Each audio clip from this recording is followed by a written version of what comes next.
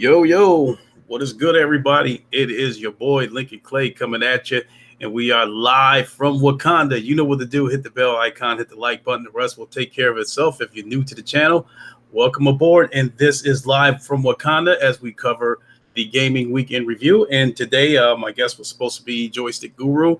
I have not been able to get in touch with him. We spoke probably about an hour ago. I'd imagine he might be having difficulties, so I decided to go ahead and proceed with the show as planned.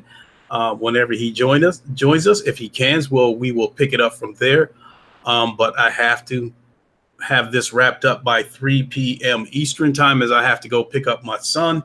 And from there, we probably won't have time. I probably won't have time to do any kind of streams or anything because we're going to go see Avengers. So I'd imagine once I pick up my son, we're probably going to go to the first available showing of the Avengers Endgame. And then once we get back from that, then we can get to game streaming and all that good stuff. You're working on it? Yeah, the link that I sent you, Joystick, if you click on that link, and it'll bring you right into this Google Hangouts.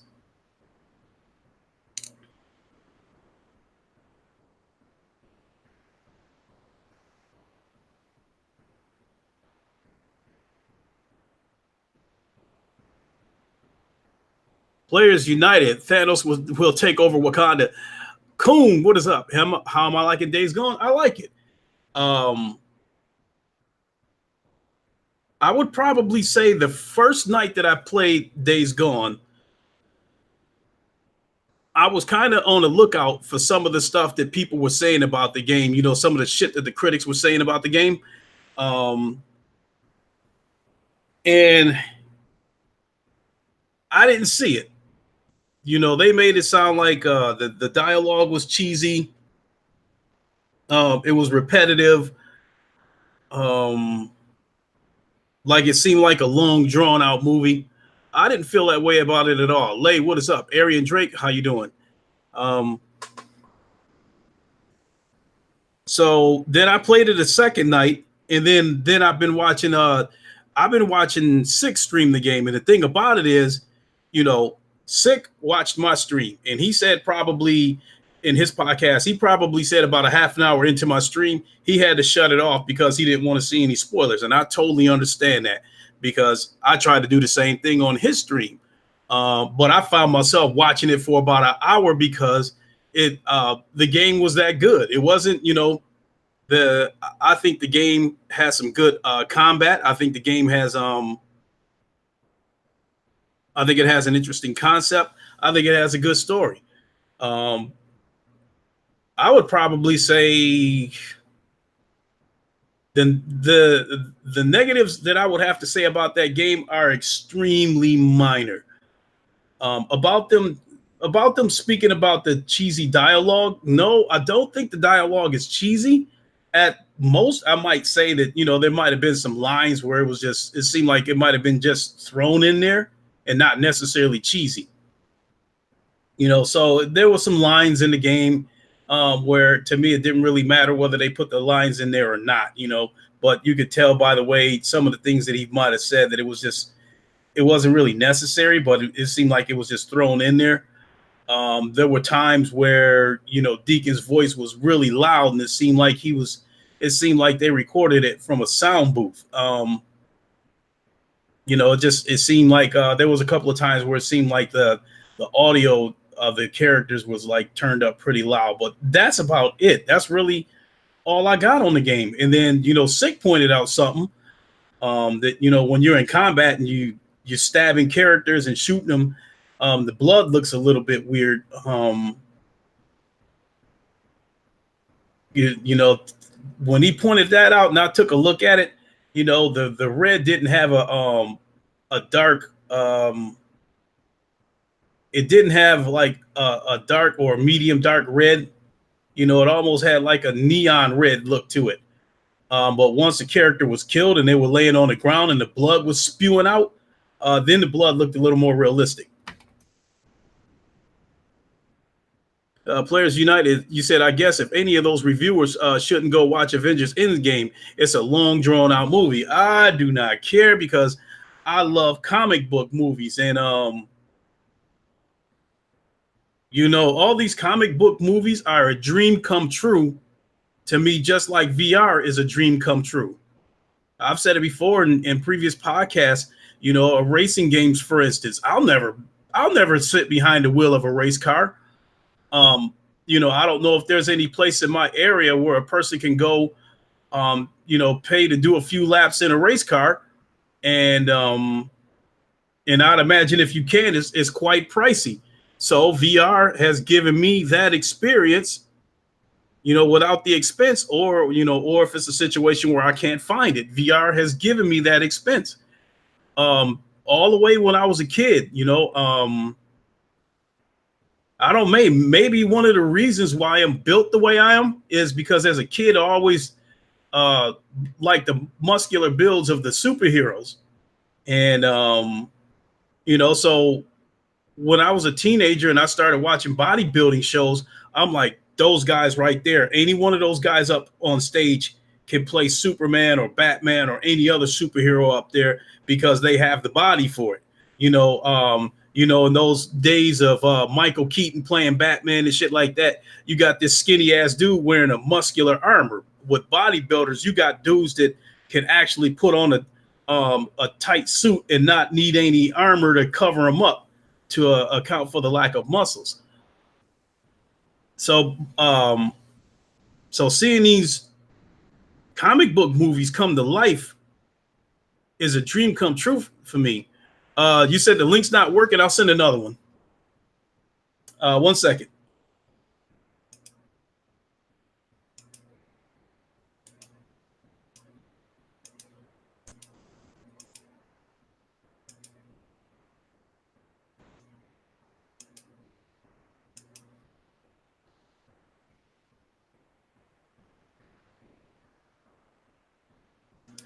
All right, joystick. I just sent another link.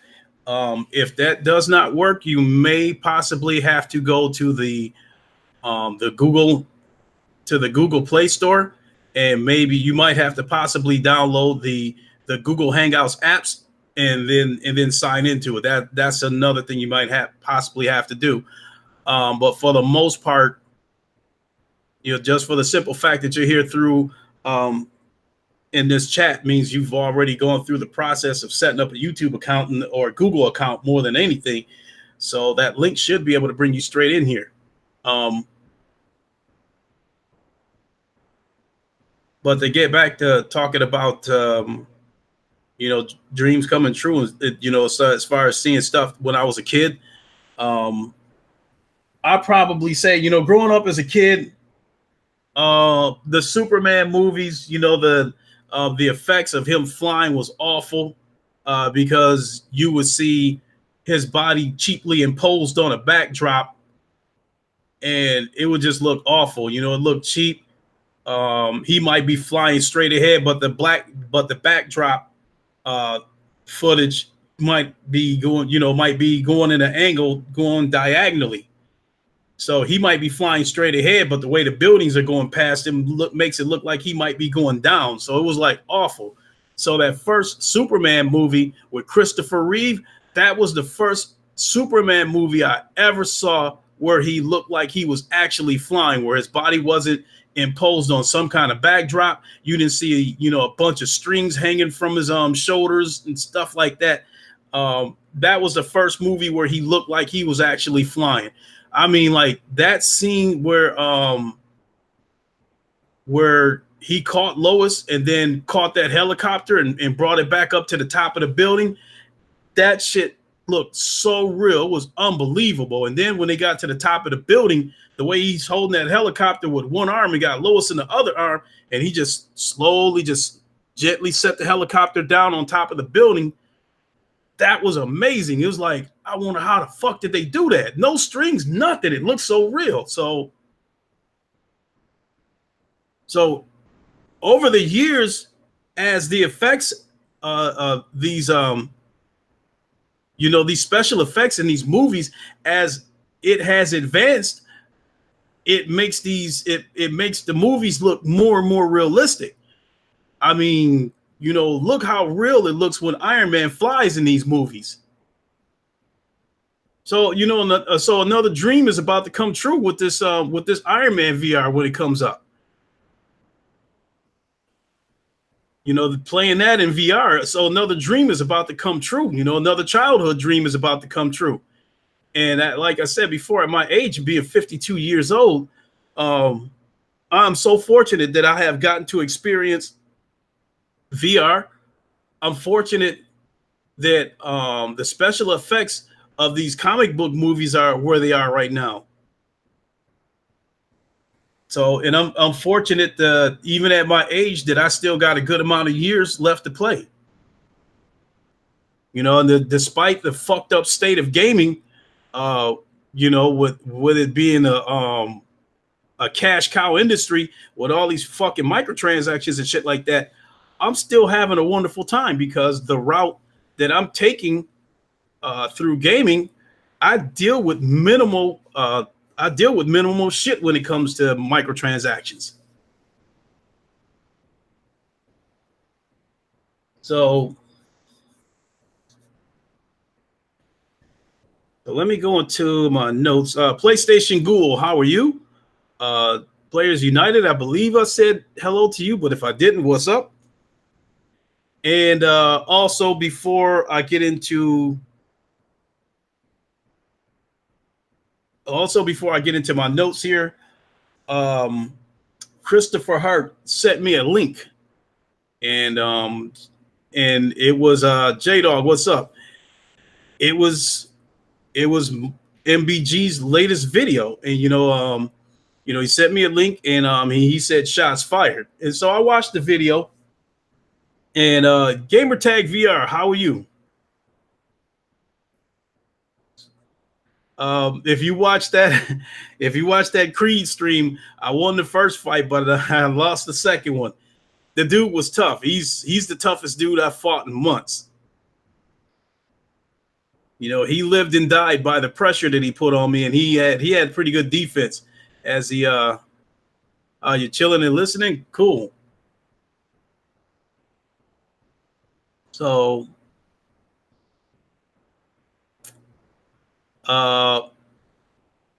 you saw it. You saw it. Seven Sins Gaming. All right, cool. Also, Gamertag VR. I understand you have a birthday tomorrow. Happy birthday! Ice Queen Gaming. How are you doing?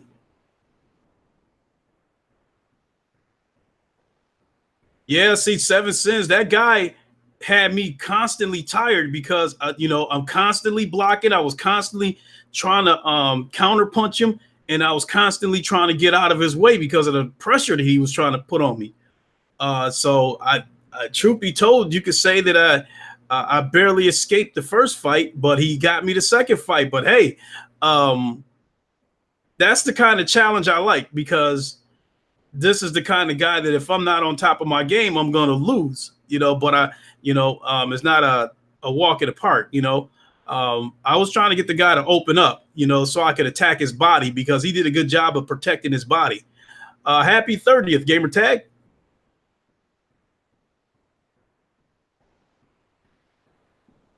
So, hey, you know, I was going to lose sooner or later. Everybody loses, you know, now and again. And I've, like I said, I think I've gone a stretch of about 2 months before I finally lost. You know, that fight won't change the way I approach my opponents. Oh, you're 38, but your birthday is April 30th. Okay. Joystick is having some difficulties getting in here. I sent him a link. He said the link didn't work, so I sent him a second link. And I think it may be a situation where he may have to go download the Google Hangouts app. All right. Hey. I made it. Whoa. There's a penetration within the dome. We have a change of pressure within the dome. Seems we have a guest here. Sounds like my guards might have snuck you in without my knowledge. Welcome to Wakanda, sir. Glad to be here, man. How's everybody doing today? I hope everybody had a wonderful Friday evening. How are you doing today, man? I'm doing pretty good, man. We got gamer tag in the audience, so I'll give him a shout, give him a happy birthday. His birthday's Hey, April 30th. hey, GT, how you doing, man? Hope you're having a wonderful day. That is cool. So I elected to go with this being live from Wakanda rather than the Lincoln Show because I've got both VR questions and non-VR questions for you.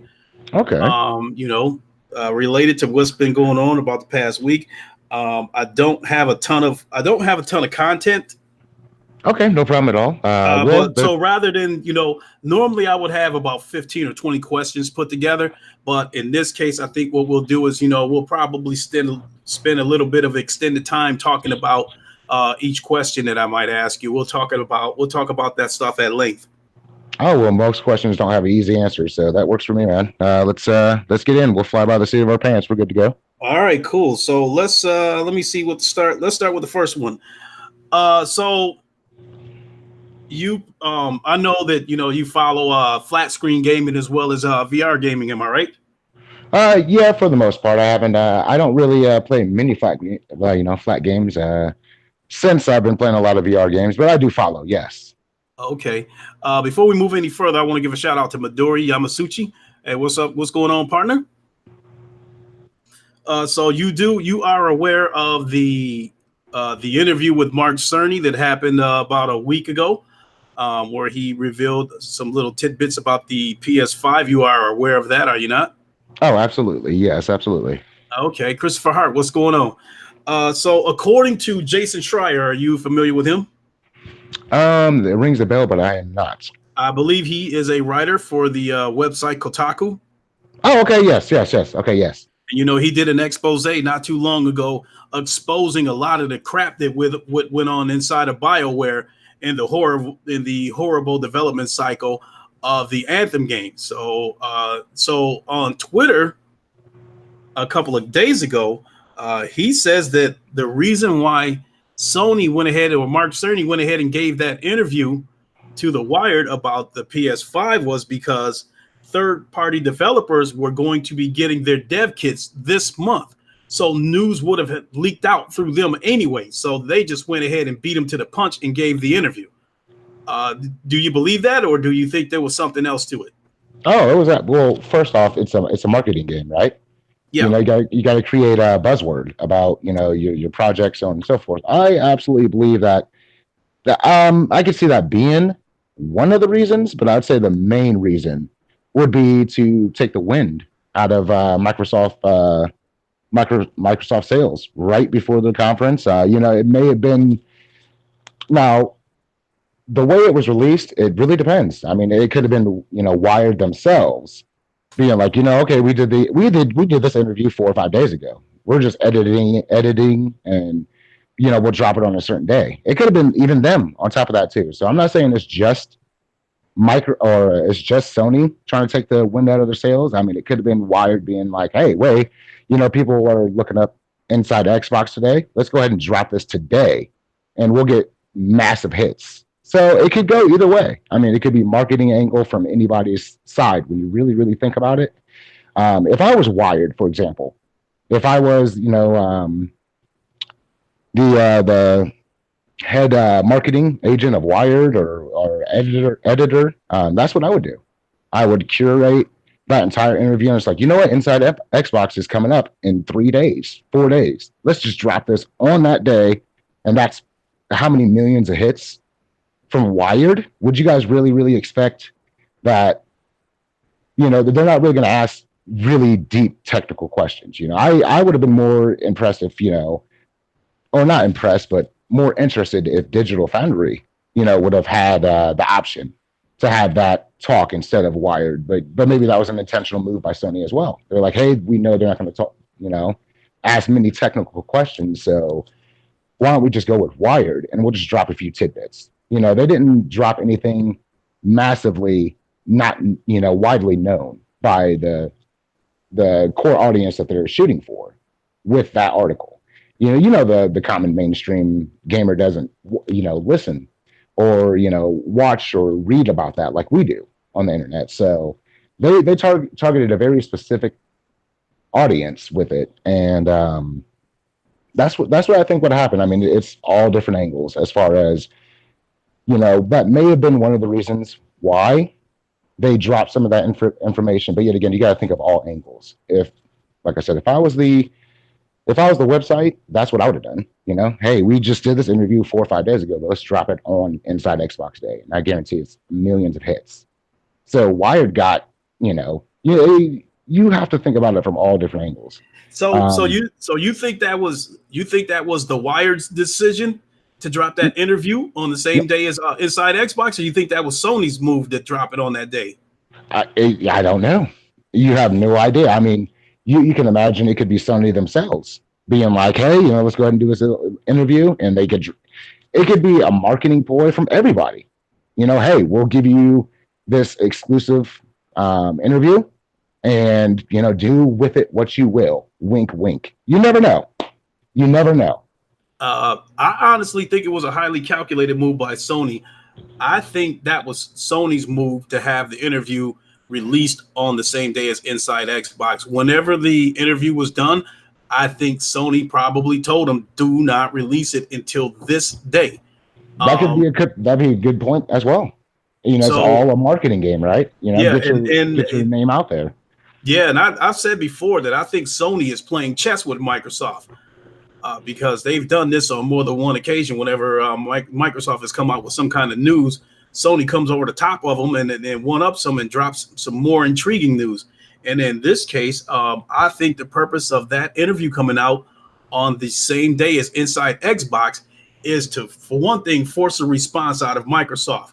I think the second reason why they did that is because when E3 comes up and Microsoft supposedly reveals or announces Anaconda, I think that interview may force Microsoft to reveal their whole hand, because they might do more than say, Anaconda is coming. They might say, oh, it's going to be the world's most powerful console. It's going to have this. It's going to have that, so I think that might be the purpose of it a little bit. At some point, to force Microsoft to, throw all their cards on the table and show what they're really working on as far as Anaconda goes, because I think that interview got everybody hyped and got them thinking that, oh, the PS5 is going to be the world's most powerful console. And Microsoft, even though I don't understand why they're even making Anaconda, because they don't have they won't have a lineup that's compelling enough to make this console a must buy. So with that being said, I think that might be. I think that was a move from Sony to make them, reveal their hands in terms of what the specs of the console is going to be, and then they may make some last minute adjustments. I'm sorry, and add extra RAM to the PS5, because they actually did that with the PS4. I read in the article that when they were first developing the PS4, Sony came to Mark Sony, this is what we want. And Mark Sony knew right from the start that that was not going to be enough. But he knew if he said something right at the beginning, Sony would have told them no. So he waited pretty much right until the console was done, and he gave his presentation to Sony. And then they came back and asked them, what do you think? And then he told them it needs more, more memory. So it was done at the last second, because the PS4 was actually going to have less power than the Xbox One. So I'd like to read that article myself. That sounds very, very interesting. I do not remember reading. I read that article a few years ago, so I don't remember. I don't remember where I read it from, but I remember that like yesterday. That's what happened in terms of because I remember the article saying something to the effect of, they showed Mark Cerny, the man behind the PlayStation, and that kind of stuff. And that was kind of the first time that I even heard of Mark Cerny. So with that being said, I'm thinking that this could be a chess move by Sony to get Microsoft to reveal what specs they might be putting in the Xbox, and then come over the top of them and make sure that the PS5 is the world's most powerful console. Well, it's like I said, it's all a marketing game as well, as well as, moves to do exactly what you say, pull some type of information if they don't have any information. But as far as that's concerned, it's really dependent on, each company. And you got to imagine too the patents that each one of these companies files. They file these patents, so on and so forth. And then what's to say, if I was Microsoft, for example, and say this happened to me, this happened to our inside Xbox Day was, completely watered down because we got blown out of the water with a soft reveal that didn't reveal anything new other than the solid state drive, which was new. Not, nobody expected that. So that's new. But other than that, they did take some, the buzzword out of everybody's mouth before Xbox was able to have, their presentation and actually have something drop and give them, they really took the win out of the sales. But as far as making them reveal something, if I was Microsoft, for example, I've got all these patents that I've filed recently.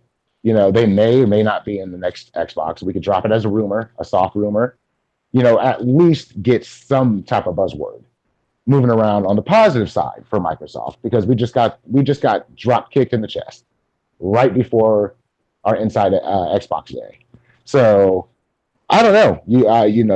If you watch every one of these speculatory channels, if you watch every one of these channels, they always say, take it with a grain of salt because it is a rumor, so on and so forth. That may not end up in the next Xbox, or that may not end up in the next PlayStation, et cetera, et cetera. But if I were these companies, it's all a marketing game. It all really is a marketing game as far as that's concerned. So yeah, it's very calculated. I say that 110%. That's very calculated. We can't sit on the idea that these companies don't know what they're doing and they don't know how to market their own consoles or anything that they're trying to sell. So as far as manufacturing this, absolutely 110%. Why not? If you have a good marketing team, that's what I would do as a marketing agent. Now, like I said, I can't say either way. Just like every other channel that pops out there, every person that speaks upon the tech industry, that you could believe every rumor without taking it a grain of salt with it. So as far as that's concerned, it's that's what I think. It was a very calculated move, and we'll see what goes from there. We all know that Microsoft has the money to make the next Xbox extremely powerful, so I have no doubts about that. But as far as keeping the word out there, nobody's going to know until the spec reveal actually hits, and they say, "Boom, this is what it is," and they give a console to Digital Foundry, or one of these other channels, and they break it down. They take the whole console apart. We won't know for sure until then. But from now until that happens, it's all rumor and speculation. Some of it has credible sources, so on and so forth. But as far as it goes from now until the launch of PlayStation 5, it's all going to be rumor and speculation until it's confirmed. Mm-hmm. 1 second. I just want to respond to Thomas Hand. How are you doing, Thomas Hand? What is going on? I wanted to move on to another subject, but I actually think I'm going to ask. I think I'm actually going to ask a question that I did not plan to ask, and that is that the latest rumor coming out is that the PS5 is rumored to launch in November of 2020.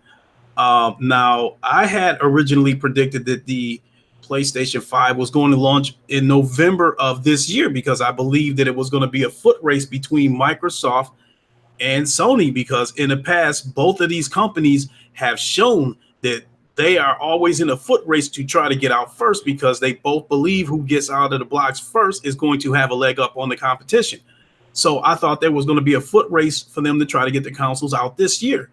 But it turns out that, now the big thing that's going around is, first it was March 2020. Now it's November 2020. Now, I will say that it appears that I'm wrong about the console coming out in November of 2019. But if it comes out in 2020, that still makes sense, because in my case, it's not so much about what year the console launches. It's about the month that the console launches, because Sony has demonstrated in the past that they will launch their consoles in the month of November. The PS4 launched in November of 2013. The PlayStation Pro launched in November of 2016. The PS3 launched in November of 2006. So the common denominator there is the month of November. So I think what Sony is thinking when they go for the month of November, they are going after the Black Friday crowd, the Christmas crowd, and then I dare say the tax returns crowds after that, because I think that's going to be your biggest wave of shoppers, and then it's going to fall off until the next holiday comes around, or until the next big wow factor game comes up. Absolutely. I So agree. I so agree. and so if it turns out that the PS5 comes out November 2020, when do you think the PSVR 2 might come out? Oh, okay. That's leading up to PSVR 2. Okay. As far as okay. Okay, that's a lot to process. Give me just a second here. Yeah. Okay. If PlayStation, I don't think they're going to launch the PlayStation 5 and the PSVR 2 simultaneously. I honestly don't think they're gonna do that. I imagine they're gonna come out with PlayStation VR 2 probably in the spring, after PS5 launch. So you're Launching, looking at launching. so you might be looking at spring of 2021.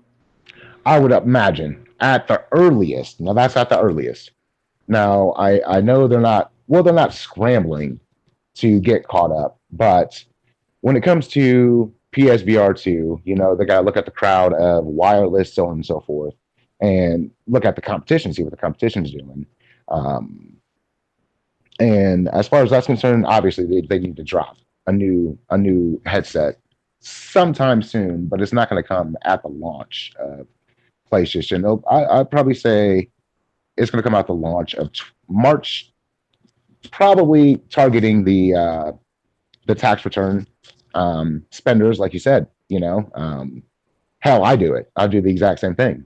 So it could be a very smart move if they move it that quick and they have it out in March of 2021. Then yeah, they'll do some damage. The PlayStation 5 will be out. Their next buzzword would be 4 months later, 5 months later, in March. And then, if you haven't noticed, in the early months of the year, Sony has been habitually the past few years, last 3 or 4 years, dropping big name, very noteworthy games at the beginning of the year, around March, April, May. Hell, we had one in February this year. I know we had Resident Evil 2 in February. Obviously, Sony didn't publish that themselves, but they're starting to follow suit as well. Sony has been dropping games consistently throughout the year in the early months. God of War last year in April. I imagine they're going to have something big. They're really going to drop some noteworthy franchises at the beginning of PlayStation. And if they can keep that buzzword going from right there, from Christmas through Christmas, tax returns hit, and then all of us that actually use and play PlayStation VR, we're all going to buy into it. But Yeah.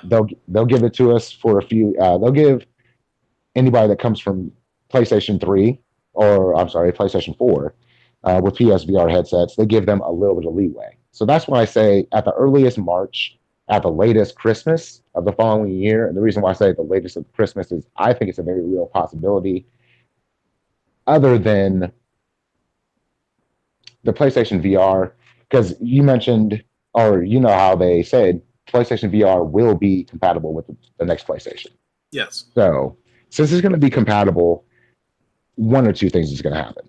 Either, I don't think they made it compatible 110%, right off the bat for just consumers. I believe it was a consumer play, a friendly play to say, hey, it's going to be backwards compatible.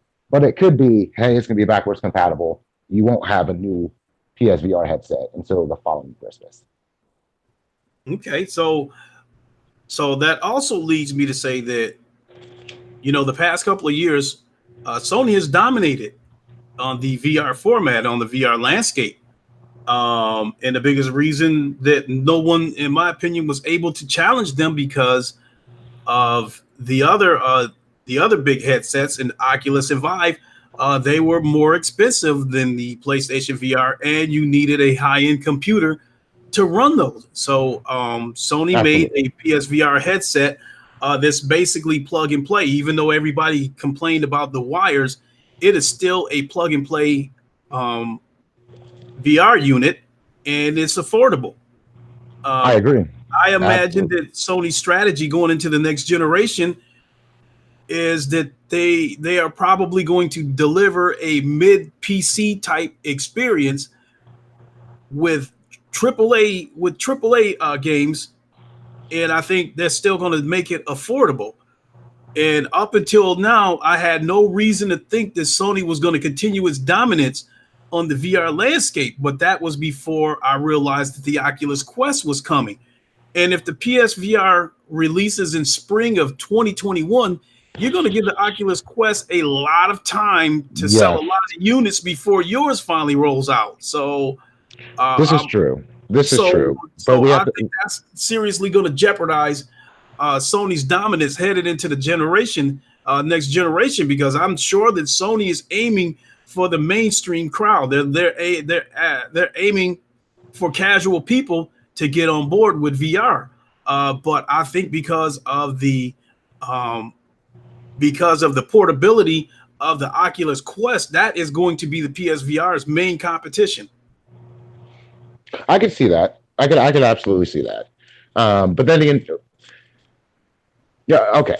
When it comes to VR helmets, of course, PC has the advantage. They have the advantage full front and full stop. Um, but the curated quality of Sony's first party games and some of their second party studios, like First Contact, who made Firewall. They're not a first party studio, but they are working very closely with Sony. When you have games like that, um, that may eventually cross over, I'd imagine.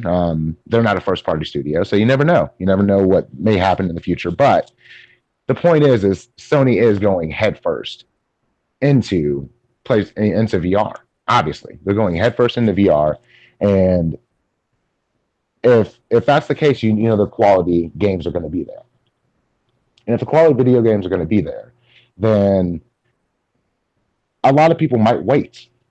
Even I know they may be giving the competition quite a mighty head start, and the reason why I guess I'm so lax about that idea is because we all want wireless. I understand this. We all want wireless. They say the next PlayStation 5 is going to have VR built into, like, the PlayStation 5 is going to have VR in mind. So they're going to build the PlayStation around that fact so that it could run the games the best it possibly can. And if I were Sony, I know everybody wants wireless, but is it really the way to go at this point? Now, hear me out when I say this. Say they do bake VR into the next PlayStation 5. If I were Sony, I would still have a breakout box that your wires are connected to. And I understand people don't want to be wired up. I understand this. But imagine if they did.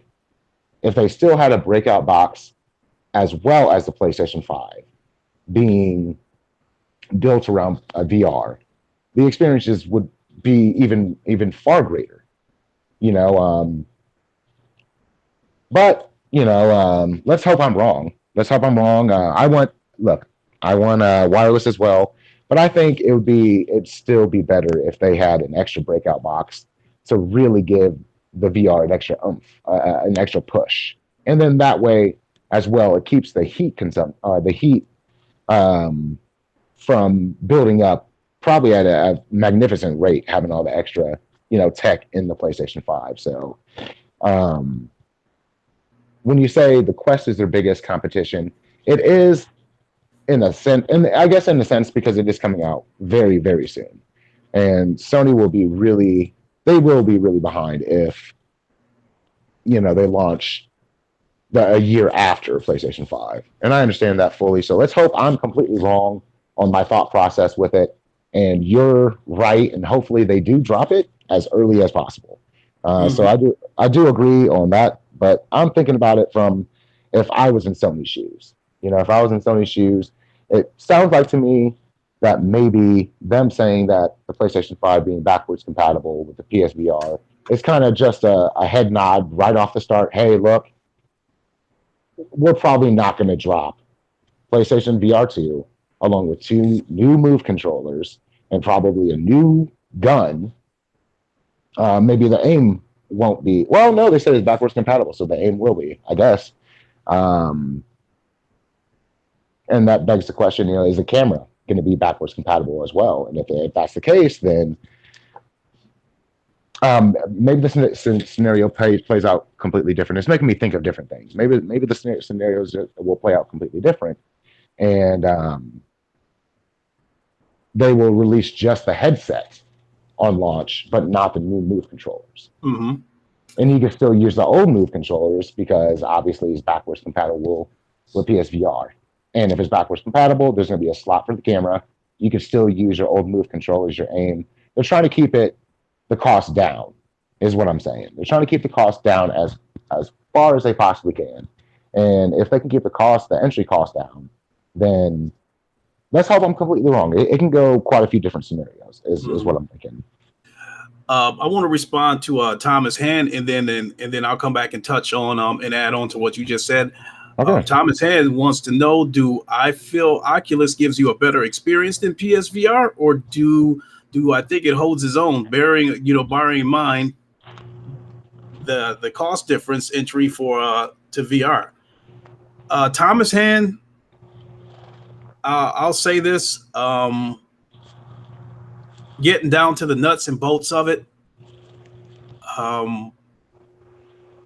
the games without a doubt on my Alienware PC, the VR games, they look and run better than PlayStation VR. I definitely have less background blur, so the background, I can make things out in the background better than I can on the PlayStation VR. And I think with the 3 sensors that I have superior tracking. I have 2 sensors in front of me and 1 behind me. So I have 360 degrees of tracking. So there's nowhere that I can turn where one of the sensors won't pick up my controllers or my headset.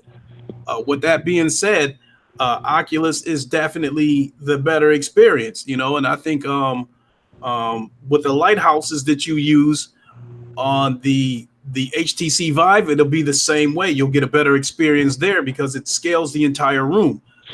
I do think that for somebody that's jumping into VR for the first time, I think the PSVR is the perfect way to start, especially if you already have a PlayStation, because if you already have a PlayStation, you're halfway there, and even with, some of these headsets, PC headsets becoming more affordable, you still need a high-end PC to properly run these VR headsets. And that's, so you're looking at about $1,000 entry to get into it. And so, my PC is right in the middle of the requirements to run these games. So with that being said, yes, Oculus is definitely the better experience. But without a doubt, that if it wasn't for PlayStation VR, VR wouldn't be elevating to where it is. We wouldn't be saying that VR is the future and that we're on the threshold of something special. If it wasn't for Sony, we wouldn't be saying any of this stuff right now. VR would be on life support right now if it wasn't for Sony. I'd have to agree with that statement, to be honest with you. And what I mean by that, and I'm sure there's a PC crowd out there that is very adamant, and I understand absolutely. You guys do get a lot of curated or a lot of content, but as far as the quality games, yes, right now the Oculus, as far as you said, is much better as far as clarity goes, et cetera, et cetera. But with the curated games that come out, they're mostly going to filter through Sony. And the only reason why is because the player base is, it's not massive, but there is a potential player base that's much more massive on an affordable sense on the Sony side. So with the entry fee on the PC side, yeah, it may be a better experience, but you're looking at a entry fee that's extremely high for the common consumer. Yeah, no question about that. And so I think the last thing I want to ask before we move on to another topic is that currently I believe the PlayStation 4 has two teraflops of power. The PlayStation Pro has 4.2 teraflops of power. That's double the PS4. And the PS5 is supposed to have double of what the PlayStation 4 Pro has. And there's been rumored that the numbers have been going anywhere from 12 to 14 teraflops. So naturally, if we get that much power coming out of the PS5, naturally all the VR games are going to look and run better on the PS5. But do you think the power differential will be so great from the PS5 down to the PS4 Pro or even down to the standard PS4 that Sony may have to separate them all, so like people on the PS5 doesn't have a supreme advantage over somebody playing the same game on the PS4, like a game like Firewall, for instance? Okay.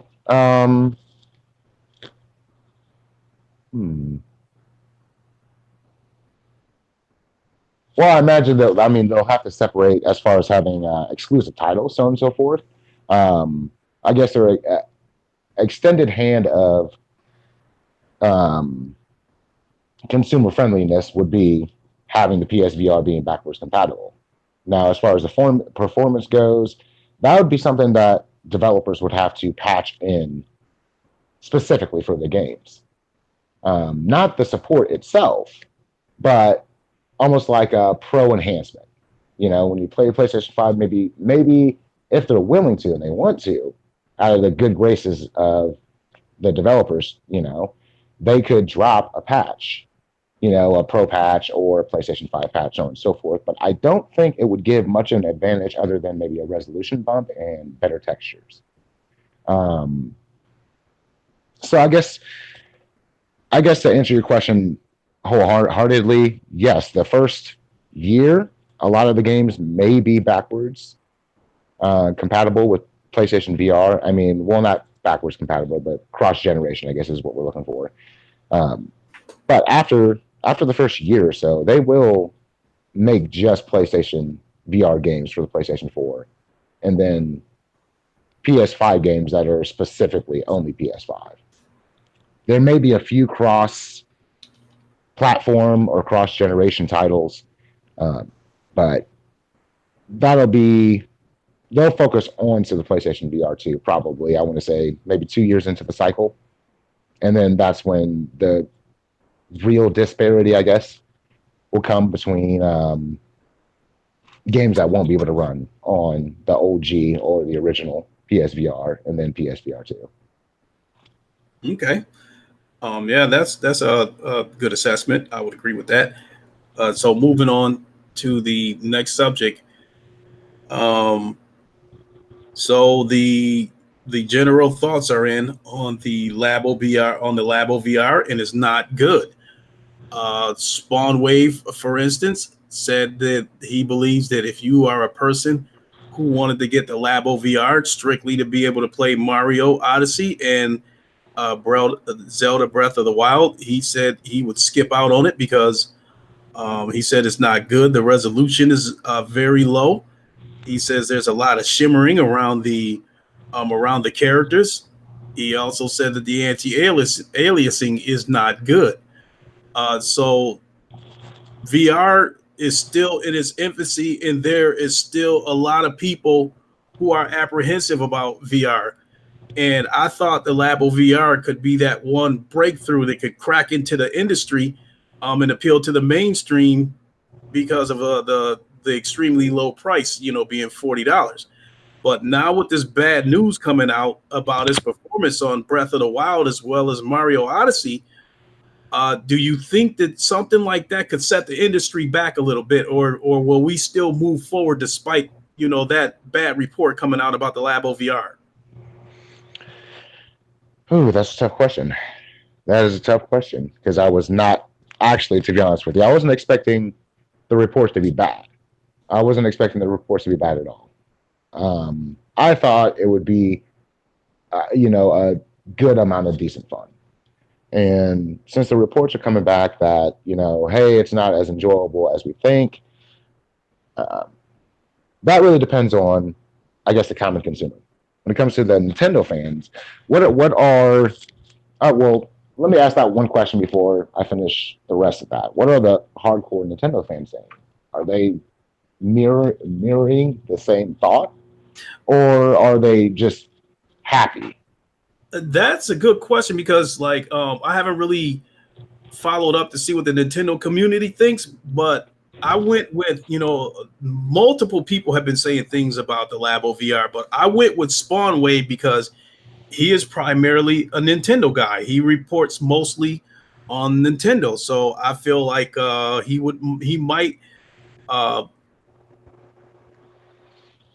didn't necessarily speak for the Nintendo community in terms of their reaction. He just gave his thoughts on the Mm-hmm. performance of it.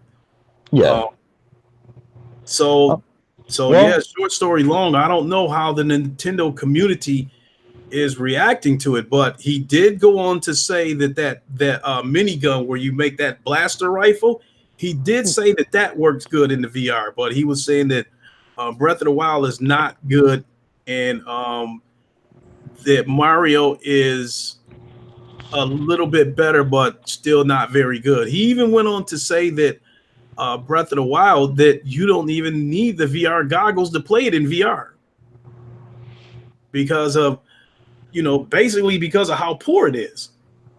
oh wow. Okay, well, I wasn't expecting it to be, that big of a disparity. Well, I can't really say.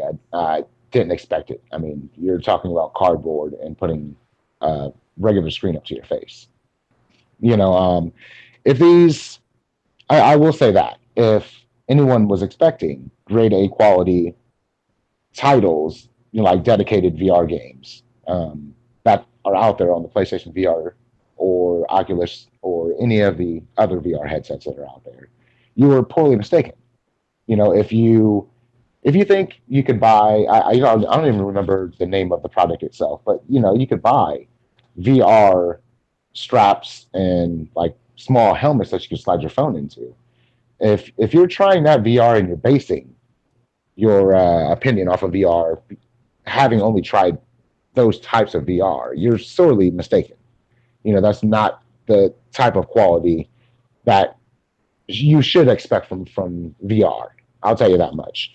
Um, Now, I guess to touch back on the actual question that you asked me, do we think it's going to be detrimental, or is it still going to be cool for some people? Now, Yeah, that would yeah. I mean, be. will some people who were thinking about getting into VR and they were going to start at the bottom and go with the Labo VR and then maybe work their way up if they decide that they like it. If they hear that the Labo VR is trash now, well, you think they will stay away from VR altogether, which in turn would set the industry back, or do you think the industry can still move forward despite hearing this? I think the industry is going to move forward. The way I say that is because we are spoiled in the games that we've played. Imagine all the games that you've played on PC that have been absolutely mind blowing that we don't get on PSVR. Look at some of the experiences that we have on PSVR that you don't have on Oculus. But we are spoiled because we played games like Wipeout, Creed, Beat Saber, Borderlands. We played these games and they're absolutely amazing. They're so fun to play in VR. So I think our expectations outweighed the reality of the situation. But the reality of it is this situation is not for us. That's the problem. It's not for you and me. I'll tell you right now, I wasn't, and I'm not going to. It's just, I don't have that much time in the day. I don't have time to put a whole bunch of cardboard together. So, I mean, it's cool. I've seen the concept. I've seen all of the different parts of the Nintendo Labo, but that's for, it's, maybe help your kid build it. And it's for your kid to experience this. Now, that's completely dependent on the kid. They're going to find it cool regardless. Because number one, they have their mom or their dad helping them build this cool thing that they're about to put up to their face and be in a world, like even if it's shimmery or the graphics aren't that great. So that kid, 10 years old, 11 years old, 12 years old, that might be the most amazing thing they've ever tried so far. It brings them one step closer. And like I said, our expectations are set very, very high because we're playing games like Astrobot, Ghost Giant that just came out. These games are amazing in VR. They're really, really cool experiences to have in VR. And those are the experiences that we can have right now on PlayStation VR. Nintendo Labo isn't for us, no matter what the critics say. I understand, I forget the name that you just cross-reference who you heard this from, that it's shimmery, so on and so forth. Spawn Wave. Spawn Wave. Yeah, he's a big YouTuber. Okay, well, Spawn Wave may be completely correct. It may be shimmery. It may be low quality. But to be honest with you, the Nintendo Labo wasn't aimed at experienced gamers like us. So I'd say that's completely different. If anyone was expecting anything other than that, you kind of pushed your expectations a little too high. Mm-hmm. Is what you did. You push your expectations really, really high. So it's a really cool technology. It's not even technology. It's just a really cool craft that they've taken advantage of, and that's what I'm impressed by Nintendo Labo. I'm impressed that they took what they had available, and you can make like animals out of cardboard and guns out of cardboard, and then use that's a really cool concept. It's expensive, so on and so forth. It's not. I guess you can. We're not going to delve into the durability of the Labo VR, but the point is the experience. The experience isn't really made for me and you that's played Firewall or Wipeout or Creed or something like that, or any of the big heavy hitting games, Doom and stuff like that. It's aimed at a different crowd, and I'd imagine it's not really for gamers like me and you. So I think the industry is still going to push forward. Some of these little kids that actually play this, sit down with their mom or their dad and put this cool thing together, it's going to be a cool experience for them, and that's what it's made for. Okay. Let me see here. It's working its way towards 2:30. Myself, I'm going to have to take off in about 45 minutes to go pick up my son. So the questions that I have left, I'm going to have to consolidate a few of them. Okay. But the next thing that I wanted to talk about is, the Space Junkies went on sale at 63% off, and it's $15 now. And the reason why I brought that up is because I feel that this was unnecessary. I felt the game was overpriced right from the start, and Ubisoft had to be aware of that, because when the game was in beta, and then the game came out of beta and it was priced at $40, the VR community across all formats was already saying that it was a fun game, but they thought $40 was a little too steep. With that being said, how could you not see it coming that the end user base on this game was going to be almost non-existent? And that's kind of what we have. So Ubisoft finally came to its senses, at least temporarily, and put the game on sale for a couple of months, for a couple of weeks. So now the game went from $40 to $15, and I went and picked it up for both Oculus and the PlayStation VR, because I understand that Move support is coming pretty soon. But the hope is that a lot of people will jump on this sale so they can get the community going. And where I'm going with that is that this is unnecessary.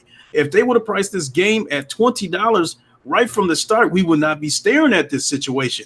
And absolutely. when it goes back up to $40, we're going to be right back. The community is going to come to us. I'm not going to say the community, but sales are going to come to a screeching halt again once that game goes back up to $40. And then I'm thinking it's going to take a couple of months for Ubisoft to get it through their skulls that they probably need to knock that price down permanently.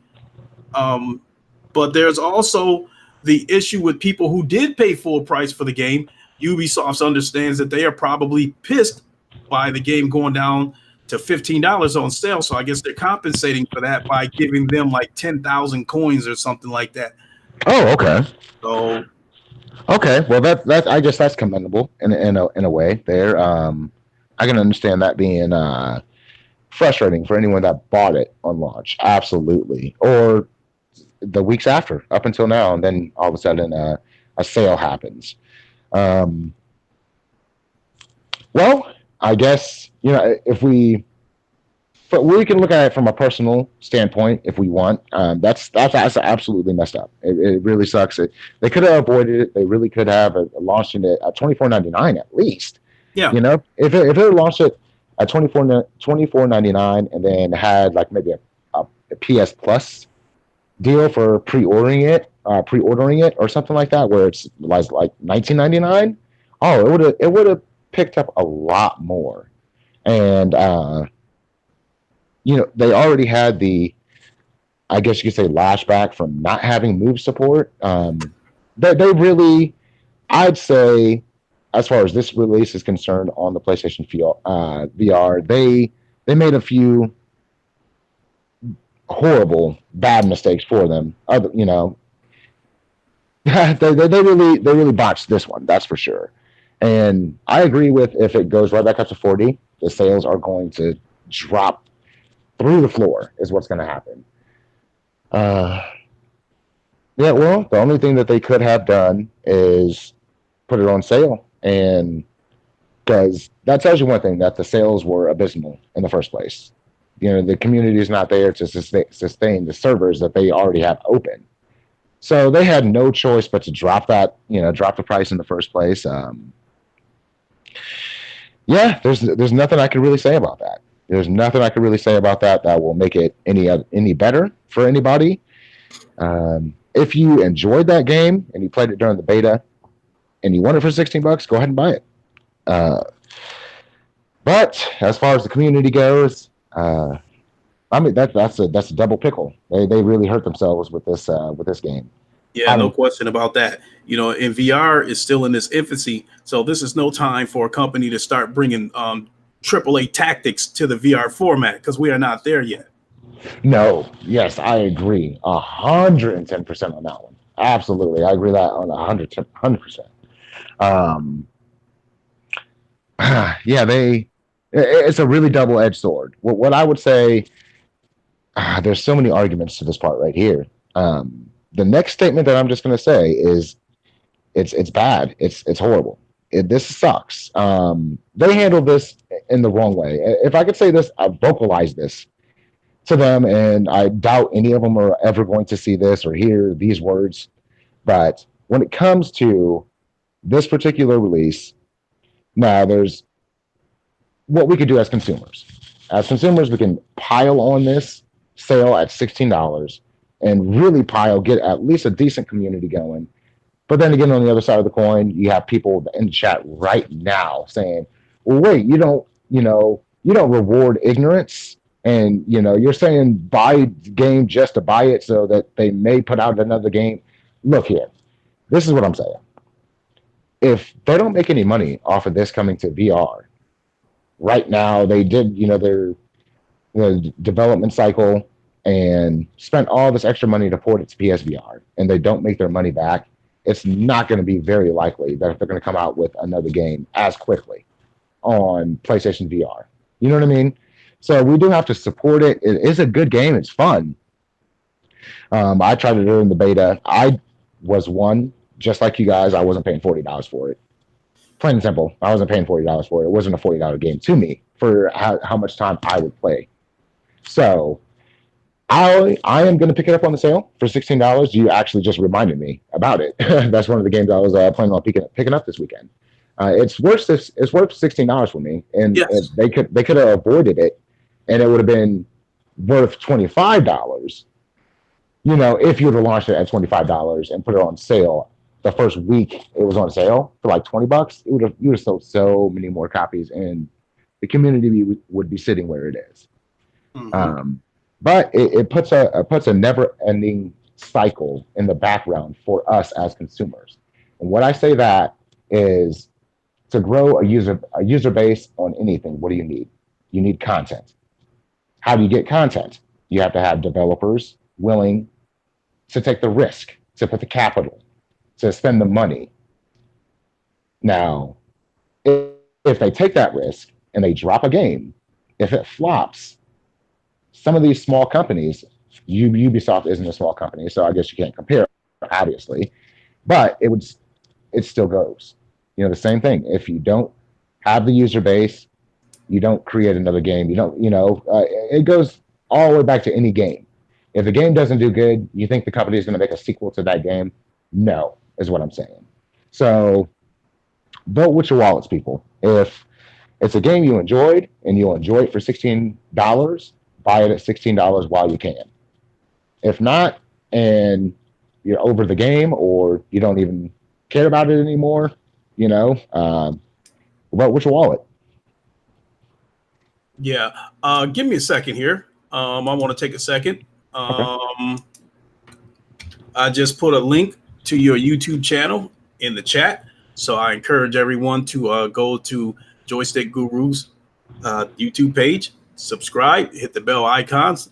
He is a VR gamer like myself. So he does a lot of live streams with Beat Saber and other VR games. So definitely go check his page out. Emmy Khan, you got to go. We'll catch you later. And last thing I want to say before we move on to the next subject is to Christopher Hart. He says, I bought Space Junkies just now because I played the beta. That Space Junkies beta was lit. Not only that, Christopher Hart, that game is cross-play with PlayStation VR, Oculus, and HTC Vive. So we can hook up and play, and it doesn't matter what format you own. I have it for both the PlayStation VR and the Oculus. Mostly I will be playing it on the Oculus because of the touch controllers. As of right now, I'm gonna wait as far as playing the game on the PlayStation VR until they send the update through to support the Move controllers, but that is definitely coming. Yes. So joystick. Moving on, my next topic that I want to talk about is, you are familiar with the Super Hot game? Oh yeah, absolutely. Well, they're going to be releasing an arcade edition, meaning that you could possibly be seeing Super Hot coming to places like maybe say like a Dave and Buster's. Really? Okay.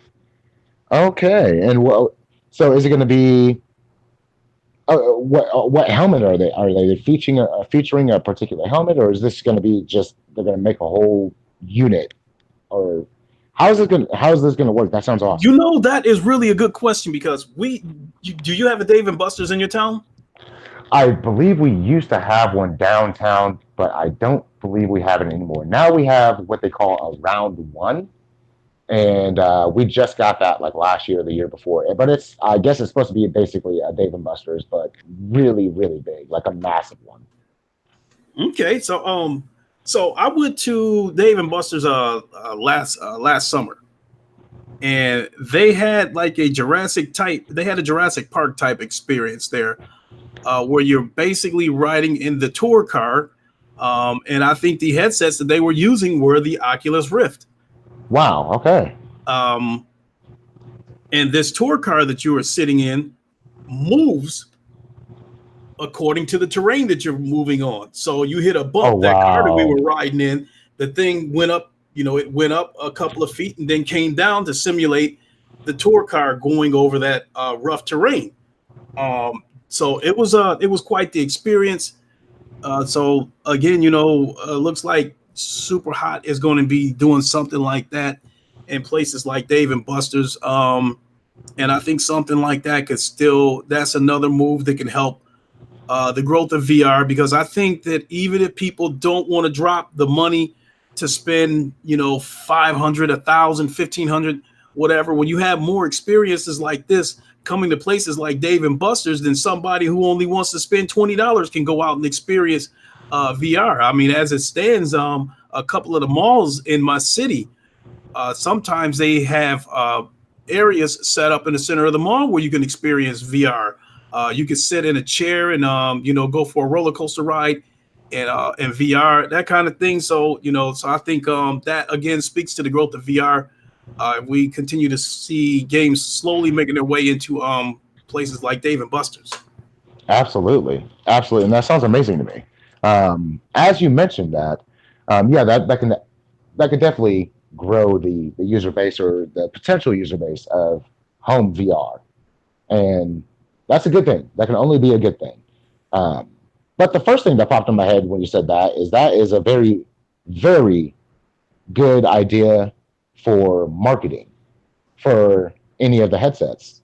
So I know I'm not going to have the money to do this or any influence in this, but if I was Sony or HTC or Oculus, I would pay for advertising rights for that right there. If they actually do pop up with super hot kiosks in Dave and Buster's or the likes, why not after they die or their ride is over, if it's a particular game like the one that you just mentioned, um, where it was a virtual tour through like a Jurassic Park type thing, um, have that game ported over to the PlayStation VR. And at the end, when they die, just say also available on PSVR starting at $299. And there you go. Like VRs will start flying off shelves eventually, just because of those type of advertisements. But as far as that goes, I think it's a great idea. I think it's an absolutely amazing idea. And the more people that try it, the more curiosity in the VR space. Because people like me, people that actually try PSVR, you don't want to play any other type of games. Once you jump into those VR worlds, you just want to stay in those VR worlds. And the more people that play games of quality, um, even if it's entry level quality, like Super Hot. Super Hot was absolutely amazing. That was so much fun. The more people that try it out, it could definitely expand the VR landscape. And as long as we're creating and pushing the curiosity of VR, VR will grow, and a lot of people will try it. Speaking on that, I had a friend over last night, and you know, I I know there's a difference. If you have just a mainstream like Molly Sue or John Joe that walks into Best Buy and they don't play video games on the regular like us, they may have a little bit of time to acclimate um, to VR, to the experience. But I had a friend over last night, and he used to play Eve online, so he's used to flying around and sitting right in front of a TV. So I tossed him right into Eve Valkyrie. It's a VR game, uh, and he did well. He did perfectly fine. After Eve Valkyrie, I tossed him into Wipeout, and no motion sickness. He was good to go. So even if we're getting small games like that in Dave and Buster's, it's only going to spread the curiosity, and that's the whole point. Because once you try VR, there's no going back. I tell you that much. It's absolutely amazing. Anybody that's in the chat, anybody that's there, if you have not tried VR and you're sitting on the fence, you really need to take the plunge. Mm-hmm. You Also, really need to jump in. Yep. And excuse me for cutting in, but I definitely wanted to say this while it was still fresh on my mind. Mm-hmm. That, I don't know if you see his podcast or not, but VR 365, the host is Anthony over there. I like his podcast. And yesterday he said that I guess a source over at Best Buy said that they got him. They got the Oculus Quest and the Oculus Rift S. In their stores, and these packages are only to be opened by a third party, meaning an Oculus representative, because they're getting ready to set up demos and play in Best Buys across the country, so people can go sample the Oculus Quest, and I think possibly the Oculus Rift. So I definitely want to put the word out to everybody that is curious about VR, to go out and take a look at the Oculus Quest, because the Oculus Quest, as I've said before, this is the headset that's going to deliver a PC type experience without the PC, without the cords. So this is the headset that could take the VR landscape to another level. I mean, this is the headset that could appeal to the mainstream. So I definitely encourage everyone to go out and give it a try. And so with that being said, do you plan on making your way to a Best Buy and taking a look at the Quest? Oh, absolutely. Having heard that, absolutely, 110%. Um, yeah, every VR headset needs to do that. Every VR headset needs to have kiosks set up, and I've always said that. Have kiosks set up for every VR unit, and just let people try it, man. As soon as you try it, you will see the potential.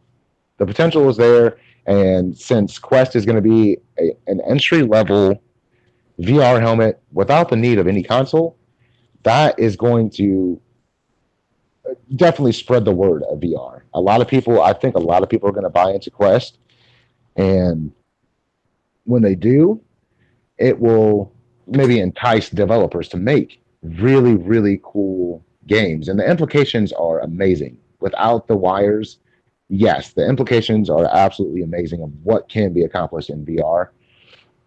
The we'll see. We'll see what happens. Only the future can tell. I'll definitely try it out.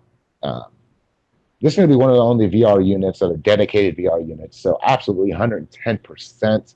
I can't stress enough. If you haven't tried VR and you don't have a friend that does, as soon as these kiosks drop in Best Buys, probably some Targets. Oh, I doubt Targets. They're probably not big enough. Yeah. But like Best Buy, go and check it out. At least go and check it out. Bring a sanitizing wipe with you too. You might want to wipe those headsets down before you put them on your face. Definitely. Just saying. And I think but that is one of the things about the Oculus is that you can pull the like the faceplate out, and you can clean it, soak it, wash it, whatever, and put it back in.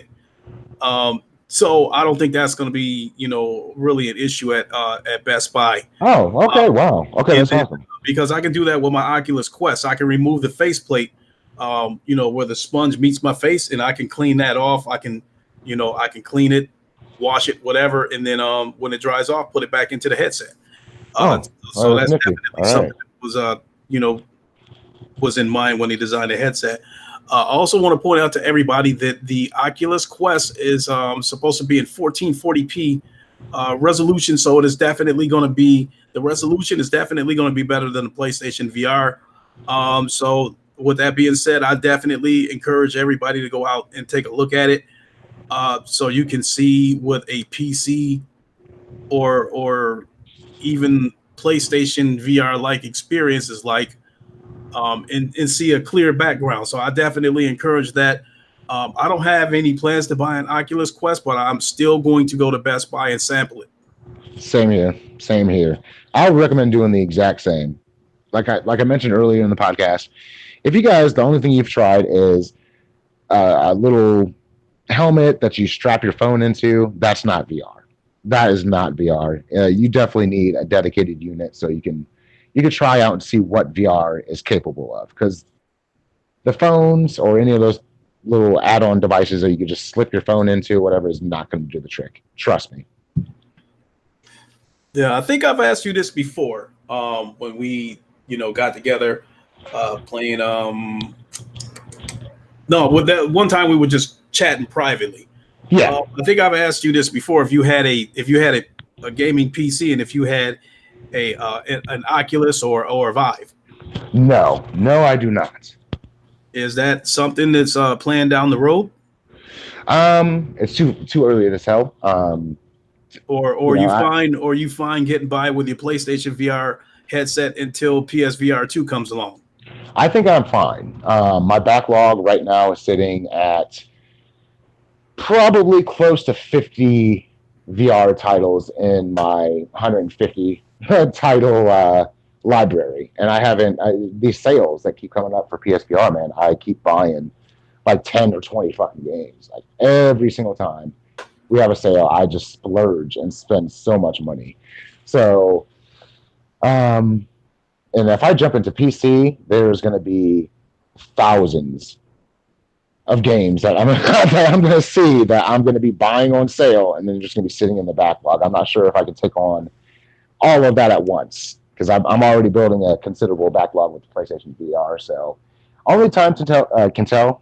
I'll say right now it's just too early for me on that. I don't think I'd be able to handle an extreme amount of VR on top of the bit of backlog that I already have on PSVR. So at this time, I can't really say for sure. Okay. So I've got about 20 minutes left. So the next subject that I want to talk about, I'm going to ask you 3 questions right behind the other. Okay. And I think you'll be able to answer it all in one paragraph. And that is the big elephant in the room, the shit that's going around about Days Gone. So the 3 questions that I'm going to ask you in a row is, do you think the Days Gone Metacritic score is fair? What do you think of Days Gone so far, assuming that you have it? And do you think there will be a sequel to Days Gone based on the reception that it is getting right now? 3 very good questions. The first one I'll answer, I do not have Days Gone right now at the moment. You actually just reminded me again. See, this is the reason why I come to Clay's channel. I'm sure a lot of you do the same. But yeah, I got to make the trip. I should have actually got that today. I was at Best Buy. You should have said something. You should have said, "Hey man, did you get Days Gone yet?" And I would have picked it up while I was there. Okay, to move on to the other ones. As far as Metacritic goes, well, it's a ratings aggregation site. So it's a pool of everyone's views on a point-based scale. Now, those point-based scales are not the best type of tool to gauge how good a game is, in my personal opinion. And same thing with, I guess you can pull that towards Labo.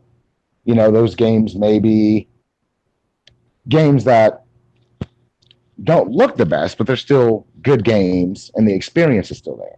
So that's a very, very different personal opinion. Now, Metacritic scores haven't really, I don't think they really affect Sony's first-party titles as much as they do like a bigger AAA title from one of the third parties. The reason why I say that is because when it comes to Sony, even if Sony only sold 500 million or 500,000 copies, that would probably still be good enough for them to pop out another one of those games. Because who's to say that the developers, Bend Studio, they developed, what was it? I think one of their first games actually, and I'd like to point this out. One of their first games that they made for Sony was Uncharted on the PlayStation Vita. And if anybody in the chat has a PlayStation Vita, I'm sure you bought Uncharted, and that was a really, really decent game for a brand new studio. And it was on a handheld, but they went from a handheld to PlayStation 4, and they had Days Gone. I think that's an accomplishment, having a developer go from a handheld from PlayStation into a full-fledged AAA title. I'd like to point that out too. So I'd like to give them props from going from handheld gaming to dropping a game like Days Gone on PlayStation 4. That, I believe, that deserves an applaud in and of itself. And that's really a swan song to Sony bringing in some of these small developers and curating them and helping them grow. Most of Sony's first-party studios are 20 years in. Naughty Dog, 20, 30 years in, we're talking, that they're curating these developers. So when it comes down to it, I think there's absolutely 110% going to be another Days Gone. There will be a sequel, absolutely. They are not going to, I don't believe, I really don't believe, I guess, in my head, when it comes down to this isn't just a third-party studio that's testing the waters with a specific game. This is a first-party studio coming from Sony. So since it's coming from Sony, they're not just going to be like, oh, well, that didn't sell as much as we wanted it to, so let's especially when it comes to this particular developer. You know, this is a particular developer that just spent all this time working on Days Gone. What do you think their next project is going to be? It's not going to be Sony's next Crash Bandicoot exclusive. Actually, it might be. Actually, it might be. You know what? It's Ben Studio. I do want to say, are you familiar with Tony Polanco of the Throwdown? No. It sounds. No, He is a big YouTuber, and I believe he is a game journalist as well. Okay. He has a lot of subscribers, and so yesterday they were having a podcast, called The Throwdown, and he has a panel, and they talk about a variety of subjects. So yesterday they were talking about Days Gone, the Metacritic score it got, the reception that it is getting, and the subject came up of whether it would get a sequel or not. So somebody on that panel was said he was getting ready to say that, I guess with Sony, they said something to the effect that a game has to sell like a minimum of 1 million copies for them to do a sequel to it. And right in the middle of him saying that, Tony stopped him and was like, hey, whoa, hey, and stopped him. So I'm believing that with him being a game journalist, he knows some things that we don't, because I never knew that. That could be that. I guess that very well could be the case. That very well could be the case. We don't know 100% sure.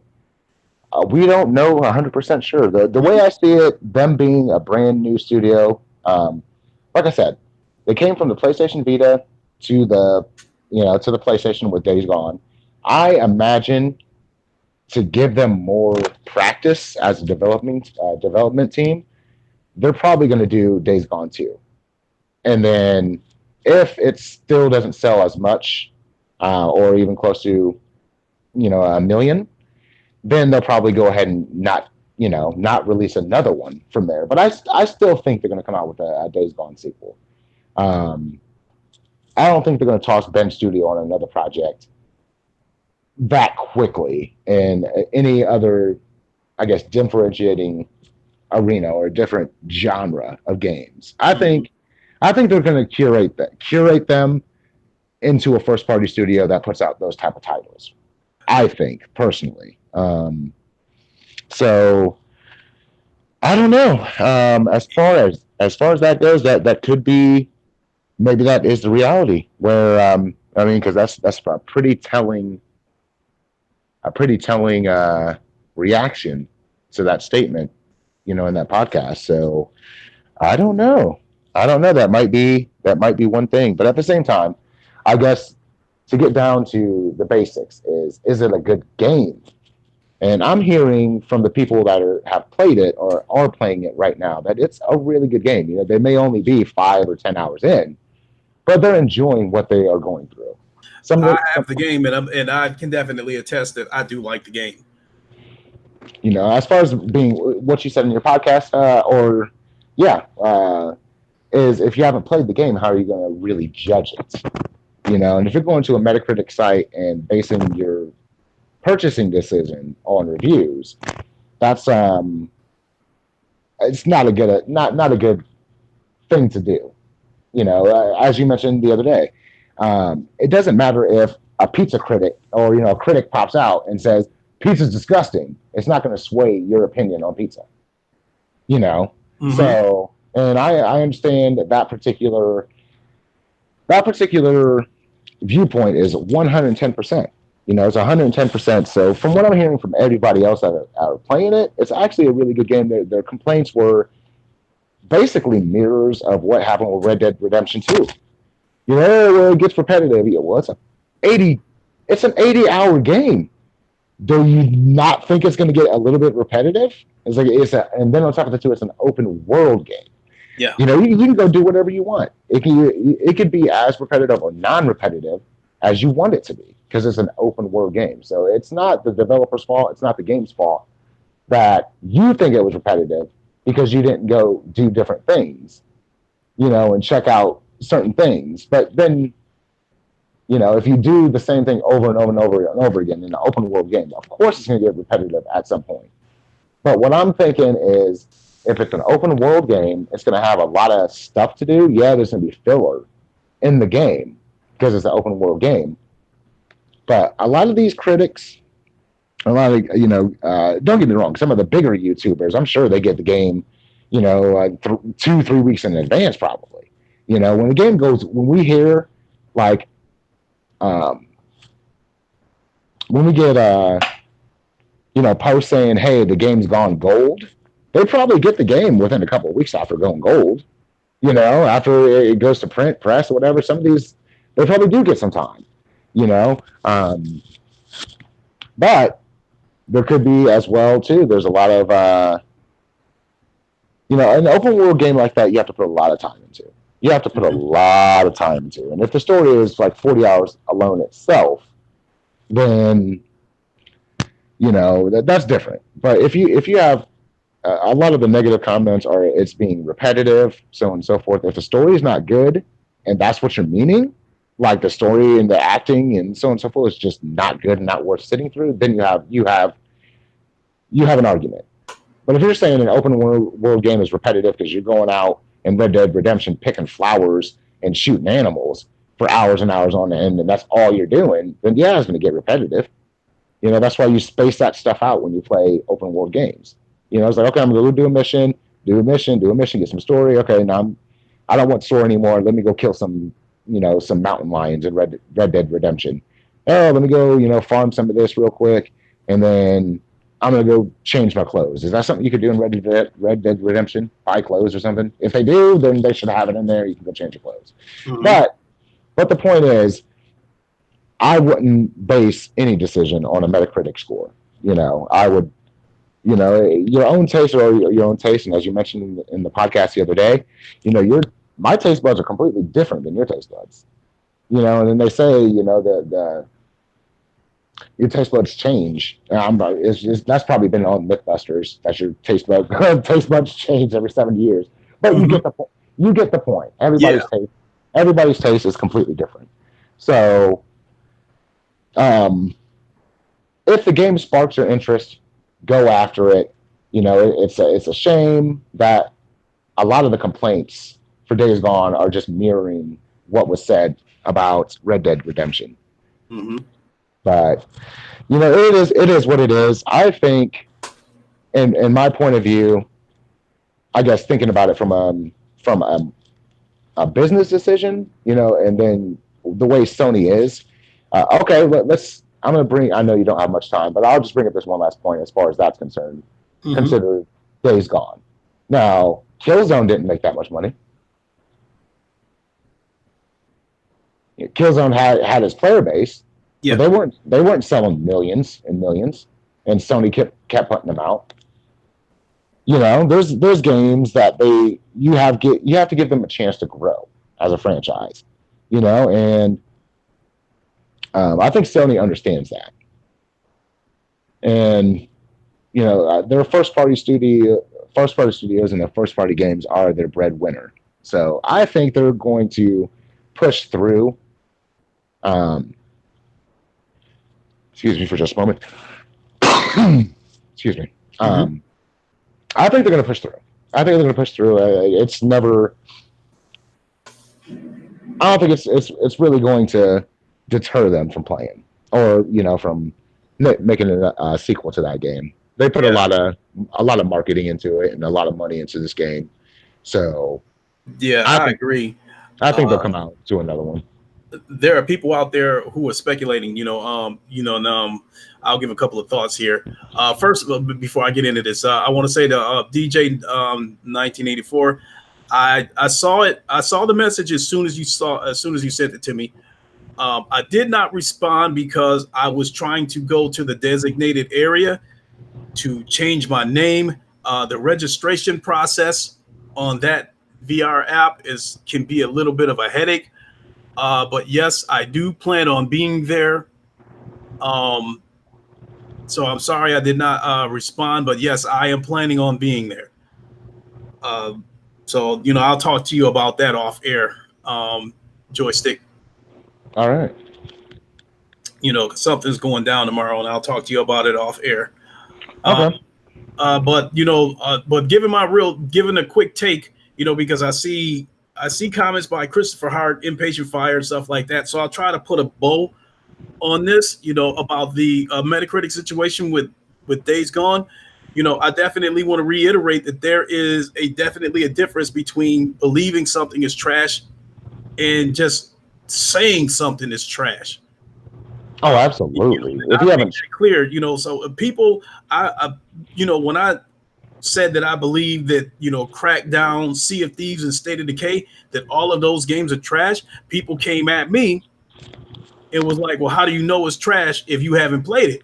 And I exactly. made that clear. I said, I don't know it's trash, but I believe it's trash, and I won't know it's trash or not until after I play it. So until I play it, I will go on believing it is trash. And that is exactly how I will phrase it. So the hype around this game for Days Gone was so big that we had situations where other games were piggybacking off of it. You had World War Z that conveniently released about a week before Days Gone, knowing because of Days Gone being a zombie game. And I think the hype surrounding Days Gone allowed them to slip in and almost get some free advertisement and piggyback off of the hype of Days Gone, because they slipped that in there right before Days Gone. So everybody's mindset is already thinking zombie. And then you slip another zombie game in right before Days Gone, because if they come out with Days Gone after, if they come out with World War Z after Days Gone, the game is not going to sell.